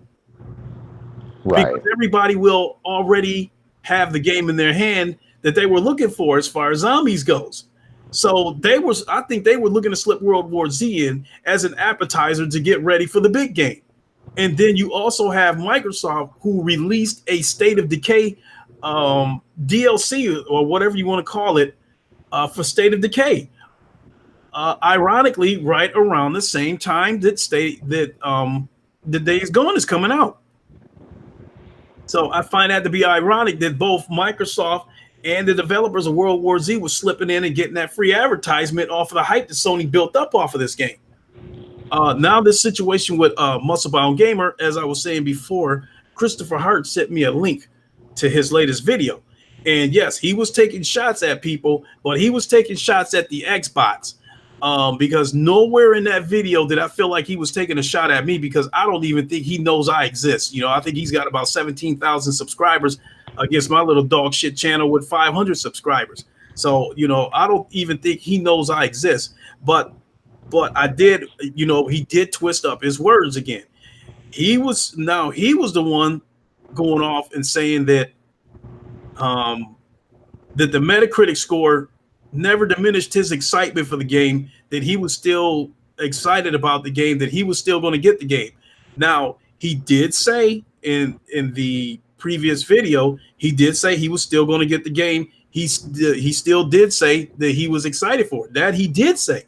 But the thing that I called him out on is that he was, generally speaking, when he said, when he questioned whether the game was going to be trash or not based on what Metacritics was saying. So, he was hyping this game up, saying that the game was going to prove critics wrong and all kinds of other stuff. And then when the Metacritic score came out, he kind of pulled that back and was like, was I wrong about the game being great and all this kind of stuff? So he he still claimed that he was excited for the game, but he let the Metacritic score change his opinion on whether he thought the game was great or not. And that's why, and that's why I pointed the finger at it. Yeah, that's not a good one. That's not a good stance to take at all, especially when you're providing. And then in the previous video, he said that that Metacritic scores are not the end all be all, but they are important. They do give you a guideline to a game and all this kind of stuff. But now in this next video, he's claiming that you shouldn't really take Metacritic scores that serious and shouldn't let that be the end. So it was just crazy. He's flip-flopping again. So So myself, I think Days Gone is a great game.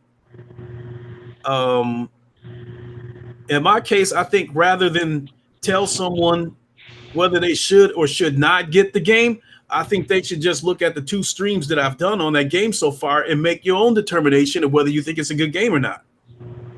And I'll definitely check it. I'll definitely check that out myself. Actually, I'll check that stream out. I watched a little tad bit, maybe a minute or two the other day. I didn't want to spoil stuff for myself, but yeah, I guess that pulls us right back to VR. You know, I can't stay away from VR, so I'm gonna get Days Gone. I'm gonna get Days Gone, and I'm gonna see if I can play it. But yet again, like I told you guys, once you jump into this VR, man, you can't back out of it. It's really it's extremely immersive. But I'll definitely take a look at Days Gone and see how it is. From what I'm hearing from everybody that's playing it, including yourself, it is a good game so far. It is. And I imagine that the production is there. It's got to be really, really decent. Well, I'll admit that it's not on the level of Gears of God of War, but it's still a good game. Okay. It's not polished like God of War. Because like God of War is like damn near flawless. God of War is amazing. Great graphics, great dialogue, great acting, seamless. How you go from cutscene to back into gameplay, how there's no loading screen and that kind of stuff. It's just absolutely. God of War is damn near flawless, and God of War is a tough act to top. So with that being said, no, Days Gone isn't on the level of God of War, but it is still a great game. Yeah, and I guess I think as far as having a metric, so on and so forth. As soon as you mentioned that he said, well, Metacritic's important because it's a good metric, so on and so forth. I guess is sort of the basic thing he said, and I disagree completely. Without a doubt, because like with game journalists, again, that goes back to the taste buds things of how different people have different taste buds, and not only that, it's been proven within an industry that entities like Microsoft pay off these game journalists, so they definitely have an influence. So this is true. I suspect that I wouldn't be surprised if Microsoft paid off one of these journalists to give the game a bad score. That might be a reach. I might be stretching by saying that, but one thing I definitely believe without a doubt is that they definitely pay journalists to hype up their own games. Oh, I can see that. Absolutely. I can see that. Absolutely. Now, I wouldn't doubt if Sony does it either. I don't know if Sony would go as far as to pay critics to sabotage a Microsoft game, but I wouldn't doubt that they would pay critics to hype up their own games. Yeah, in a sense, absolutely. They build up. Other than that, you can go on the other side of the table too. They build rapport, with a lot of these sites, and if you're getting all your games free, you're getting them a couple of weeks in advance so you can have decent coverage. There's a lot of channels out there that, like when Spider-Man came out, you're telling me the day Spider-Man came out and you've dropped 5 or 6 gameplay of this particular Spidey suit or that particular Spidey suit, et cetera, that they didn't have the game a few weeks in advance. And if you get a few weeks in advance with games, and you're able to pump out good content on your channel, you got to think that affects as well. Where you get these games for free. So it goes all around. It's all about marketing, right? It's we swing. Matter of fact, that's perfect for the end of the stream. We swing right back around to marketing. It's all about marketing, and if you have good marketing for your game, your game will do that much better. And so it really depends. It really depends. But I guess I'll drop right back into Metacritic. When it comes to Metacritic, as soon as you said metrics, just a second ago, it got my mind thinking. When it comes down to that, you would have to read the review of all of these different. I guess that's the point of Metacritic, so you don't have to read the reviews. But then, how do you really base your taste or your thought process on these reviews in a congregated site that has all of these reviews together? You don't know that particular guy's taste. You know, how many reviews have been popped up? Can you see that right now? Actually, can you see how many reviews are on Metacritic right now? Let's see here. Okay. Just as an exercise, so everybody can visualize this themselves. If you're at your computer, go to Metacritic. So I'll just go with the latest numbers that I Okay. had saw. When it first popped up, I think as a 71 or 72. I Okay. think that was based on 43 journalists, and I think it had received like 31 positive, and I think the rest of it was split between middle of the road and negative. Okay. It did get more. It did get more positive than negative. Okay. Okay. So that's 44 different reviews. That's 44 different viewpoints from only 44 people. There are 7.7 or 7.8 billion people on this planet. You are going to take the word on 40 people, 45 people right now, or even go look at the highest reviewed. If that's a metric you can look for your next topic, look up the highest reviewed game or movie in history. How many people reviewed that movie or that history? Now take that people. That's a perfect metric for everybody in the chat right now. Take the highest reviewed game on Metacritic, period. That means how many submissions, how many critics actually submitted. And then take that number. If it's 500, if it's 500 different people reviewed that particular movie or that particular game, what have you, take that number, divide it by 7.9 billion. That gives you a small percentage of the possibility that their interests are going to match yours.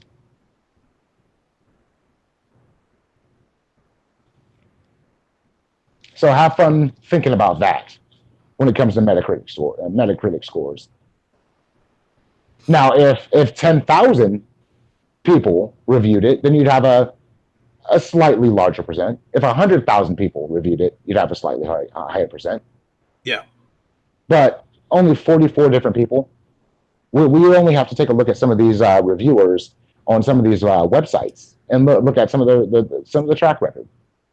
So I guess to swing it back to the other end of it, as far as the percentage goes, take a look at all these different reviewers. There's 44 different reviewers. For you to even come to the conclusion that your tastes in video games, etc., in any type of metric that you want to think of, or anything that you could possibly think of, you'd have to read at least 10 or 15 reviews of each one of those people to get a hold on if they're even close to your style of play or what you like or anything.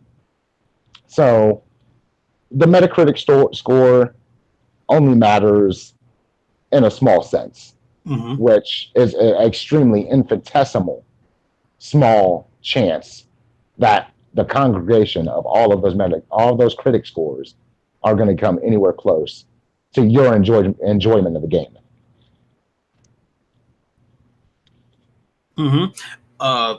Yeah, they're absolutely right. And before I get ready to wrap this up, I want to, comment on a little character we have in the comment section. One Mr. El Loco, who's saying that Days Gone is trash. He regrets buying Days Gone. Even Hard 8 said Days Gone is trash. Okay. So my whole thing is that how many people are tuning in right now? Well, where I want to go with this is that first of all, he's an Xbot. So okay. Because he was saying buy an Xbox One X and become a real gamer. I want to start by saying that, being that you're an Xbox guy, we already know where your head's at.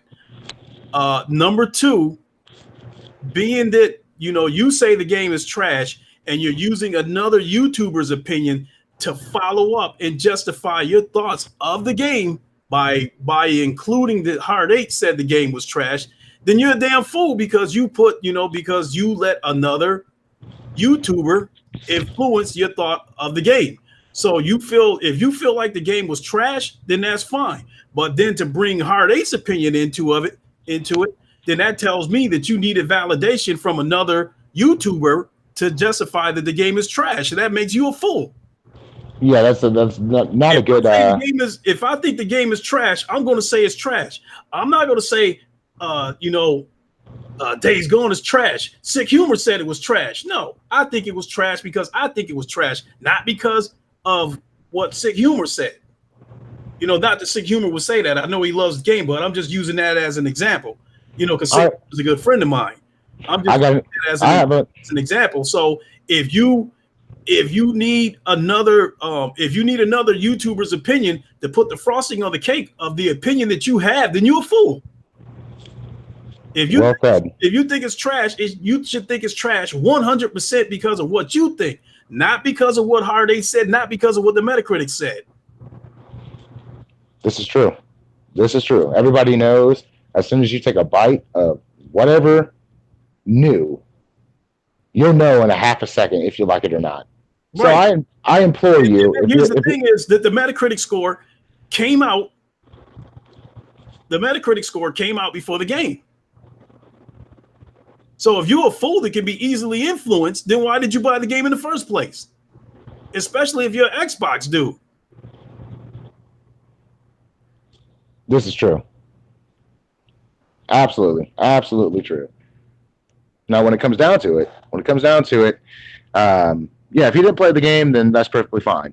You can't really call a game trash if you haven't really played it, but you can make a discernible decision on if it's a game that you're going to enjoy or not. No, well, he said in the comments that he bought the game and he feels this trash. Okay, I'm fine with that, but he needed to throw Hard Eight's opinion in there to validate that it's trash. Oh, gotcha. Okay, I see what you're saying. Well, so he needed the opinion of another YouTuber to solidify his thoughts of the game. Therefore, he's a fool because he needed validation from someone else. Yeah, that's a bad way to go about things, I suppose. But if it's a game that you just simply didn't like, then that's unfortunate. That's unfortunate if you don't. It depends, I guess, the reasons on why you don't like the game. Now, if by chance, which Digital Foundry actually just dropped up a Pro versus PS4 comparison on that, so I'll check that myself. But if, say, for example, it's dropping frames or something and you just don't like the game, you can always take that game back to Walmart or wherever you bought it from and just be like, it's not working on my PlayStation. Right. And then and get your money back. Get your money. If you feel that hard done by the game and you don't like it and say it's not performing the way you want it to perform, what's stopping you from taking it right back to wherever you bought it from? Yeah, and it's funny that you put that in there, B, because the manner in which you buy a game speaks volumes of your anticipation and excitement for the game. If you bought that game digital, then there's a pretty good chance you were excited for that game. Yes, exactly.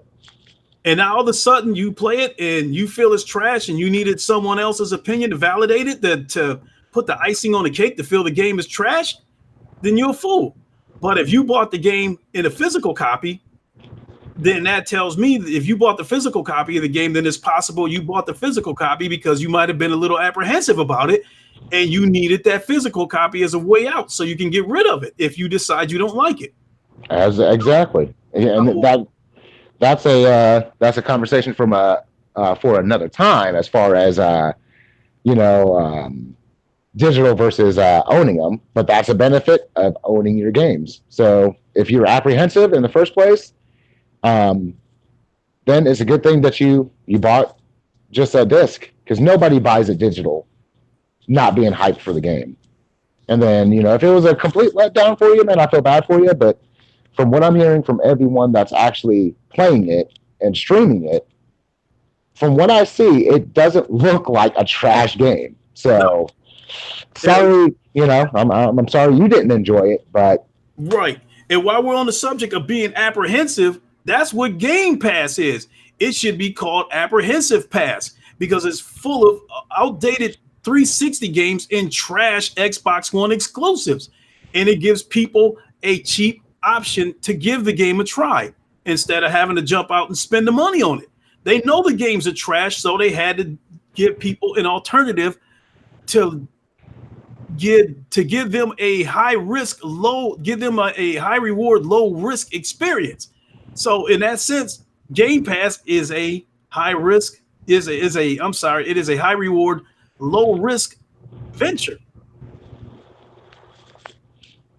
I agree. There's got to be something in that game. So the only thing about Game Pass is that if you sign up for it, you just got to make sure you know how to get out of there before the next bill shows up. Very good point. Very good point.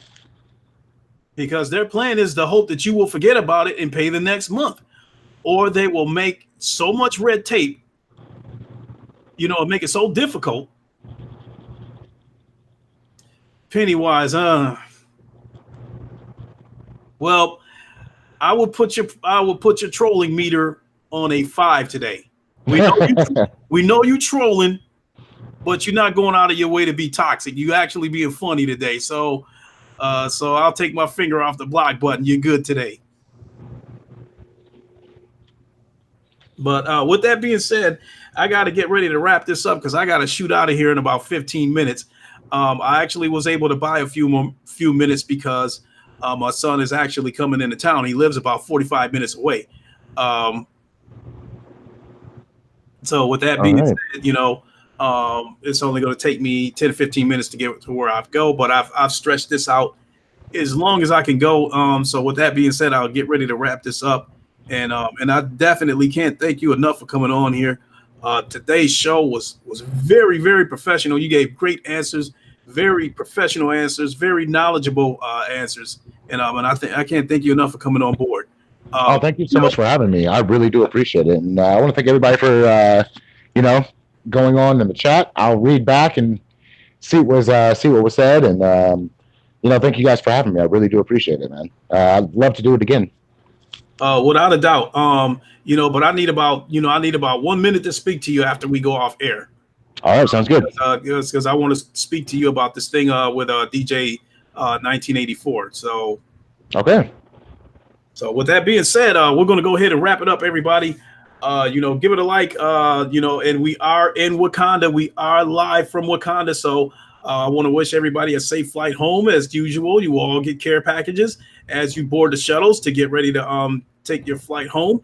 And as for you, JoyStickGuru, my guards will escort you to your shuttle. And I want to thank you again for coming to Wakanda. Thanks for having me. You guys take care. Peace. All right, everybody. We will catch you later. Y'all have a good one. Wakanda forever! Wakanda forever!